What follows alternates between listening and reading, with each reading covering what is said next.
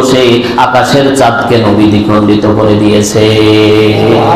সেদিন তারা চাঁদের মাটিতে সিজদা দিয়ে বলেছিল, আসলে শাক্কাল কামার, যেটা আল্লাহ রাব্বুল আলামিন কোরআনের মধ্যে দান করেছে, যেটা হাদিসের মধ্যে বিশ্বনবী বলেন যে মক্কার কাফেররা যখন বলল যে আমাদেরকে একটা মুজিজা দেখান, তো বিশ্বনবী খালি শাহাদাত আঙ্গুলি এইরকম করেছিলেন, তো চাঁদ দুই দিকে চলে গিয়েছিল। বিশ্বনবীকে আল্লাহ রাব্বুল আলামিন মুজিজা দান করেছে, আরশ মহল্লায় নিয়ে গেছে। সুবহানাল্লাহ। বিজ্ঞান কিন্তু এখন মাথা নত করতেছে।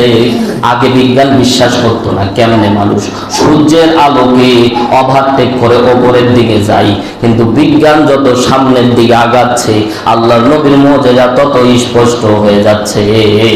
আগে মানুষ বিশ্বাস করতো না, বিজ্ঞান বিশ্বাস করে না যে একটা বস্তু উপর দিকে অভিকর্ষ ত্বরণ আছে, অভিকর্ষ একটা বল আছে, এটা ভেদ করে উপরে যাওয়া সম্ভব, কিন্তু